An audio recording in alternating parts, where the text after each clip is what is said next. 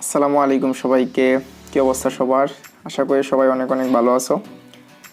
So নবম শ্রেণীর বাংলাদেশ ও বিশ্ব পরিচয় অ্যাসাইনমেন্টে তোমাদের অধ্যায় এবং বিষয়বস্তুর শিরোনাম হচ্ছে প্রথম অধ্যায়ে পূর্ব বাংলার আন্দোলন ও জাতীয়তাবাদের উত্থান, দ্বিতীয় অধ্যায় স্বাধীন বাংলাদেশ। অ্যাসাইনমেন্টের নির্ধারিত কাজ জাতীয়তাবাদের উন্মেষে ভাষা আন্দোলনের গুরুত্ব বিশ্লেষণ, এটা প্রথম অধ্যায় থেকে করা হয়েছে।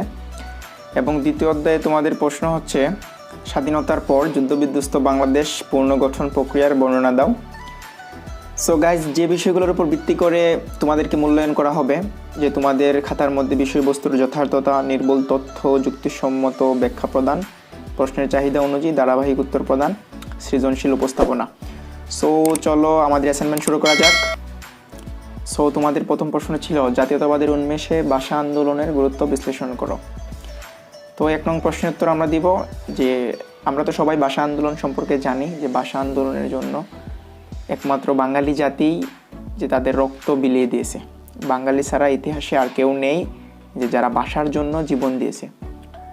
সো আমরা লিখব বাঙালি জাতীয়তাবাদের বিকাশে ভাষা আন্দোলন সকলকে ঐক্যবদ্ধ করে। পাকিস্তানের প্রতি আগে যে মোহ থাকে তা দ্রুত কেটে যেতে থাকে। নিজস্ব জাতিসত্তা সৃষ্টিতে ভাষা ও সংস্কৃতির সম্পর্ক পূর্ব বাংলার মানুষের কাছে স্পষ্ট হয়ে ওঠে। বাঙালি হিসেবে নিজের আত্মপরিচয়ে রাজনীতি, অর্থনীতি, শিক্ষা, সংস্কৃতি গড়ে তোলার গুরুত্ব উপলব্ধি করতে থাকে। ভাষাকেন্দ্রিক এই ঐক্যই জাতীয়তাবাদের মূল ভিত্তি রচনা করে, যা পরবর্তী সময়ে স্বাধীন বাংলাদেশে রাষ্ট্র প্রতিষ্ঠায় গুরুত্বপূর্ণ ভূমিকা রাখে। বাঙালি জাতীয়তাবাদ বিকাশের প্রথম ও মূল ভিত্তি হল ভাষা আন্দোলন। ভাষা আন্দোলনের মাধ্যমে বাঙালি জাতিসত্তার পরিচয়ের সূত্রটি নিশ্চিত হয়। বাঙালিরা তাদের অধিকার আদায় করতে সমর্থ হয়। আন্দোলনের যৌক্তিক দাবি প্রতিষ্ঠিত হয় সত্তার পরিচয়, যা থেকে পরবর্তীকালে জন্ম হয় একটি স্বাধীন দেশের।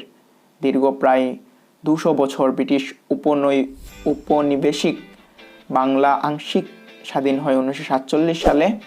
পাকিস্তানের শাসক গোষ্ঠী বাঙালিদের স্বতন্ত্র জাতিসত্তার স্বীকৃতি দিতে রাজি ছিল না প্রথম থেকেই। এজন্য প্রথমে তারা আঘাত করার চেষ্টা করে বাংলা ভাষার উপর।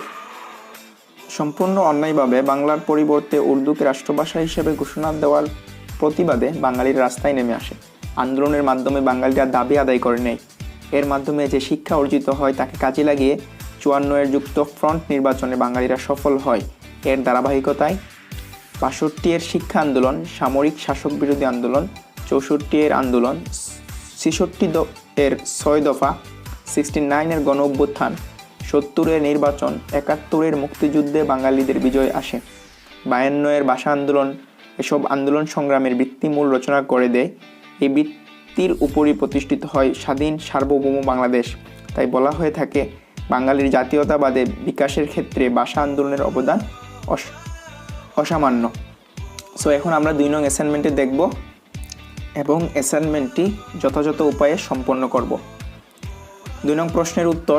2 নং প্রশ্ন ছিল স্বাধীনতার পর যুদ্ধবিধ্বস্ত বাংলাদেশ পুনর্গঠন প্রক্রিয়ার বর্ণনা। স্বাধীনতার যুদ্ধবিধ্বস্ত বাংলাদেশ গঠন প্রক্রিয়া।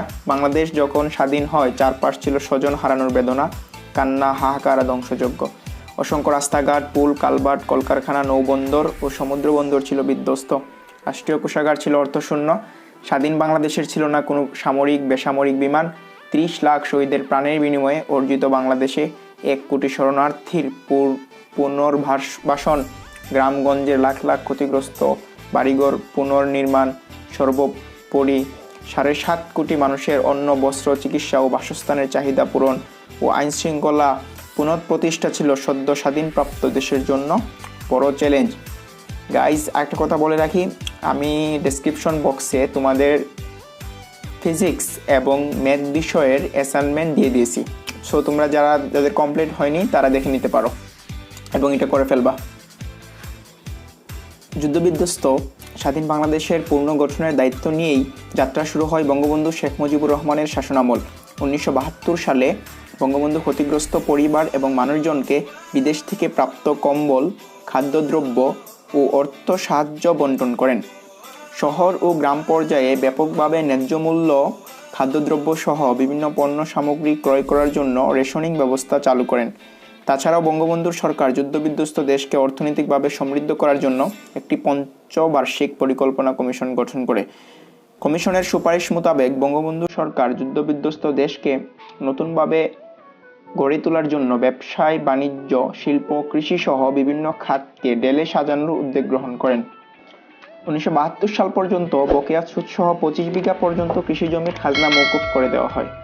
পাকিস্তান আমলে প্রাথমিক বিদ্যালয়গুলোতে কর্মরত শিক্ষকগণ সরকারের কাছ থেকে যৎসামান্য বেতন ভাতা পেতেন।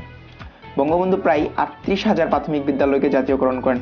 এর মাধ্যমে রাষ্ট্র প্রাথমিক শিক্ষার দায়িত্ব গ্রহণ বঙ্গবন্ধু সরকার 1972 সালে বিশিষ্ট বিজ্ঞানী ডক্টর কুদরতি খুদাকে প্রদান করে একটি শিক্ষা কমিশন গঠন করে। এই কমিটি 1974 সালে একটি গণমুখী বিজ্ঞান ভিত্তিক রূপরেখা উপস্থাপন করে। এভাবে বঙ্গবন্ধু সরকার দেশের জন্য একটি যুগোপযোগী শিক্ষা ব্যবস্থা গঠনের উদ্যোগ গ্রহণ করেছিল। 1972 সালের 11 জানুয়ারি রাষ্ট্রপ্রধান হিসেবে বঙ্গবন্ধু শেখ মুজিবুর রহমান অস্থায়ী সংবিধান আদেশ জারি করেন। 10 এপ্রিল গণপরিষদের প্রথম অধিবেশনে 34 সদস্য বিশিষ্ট একটি খসড়া সংবিধান প্রণয়ন কমিটি গঠিত হয়। এই কমিটি 12 অক্টোবর খসড়া সংবিধান বিল আকারে গণপরিষদে পেশ করে। 4 নভেম্বর উক্ত সংবিধান গণপরিষদে গৃহীত হয় এবং 16 ডিসেম্বর তা কার্যকর হয়। এই সংবিধানের মূলনীতি হল গণতন্ত্র, সমাজতন্ত্র, ধর্মনিরপেক্ষতা ও জাতীয়তাবাদ।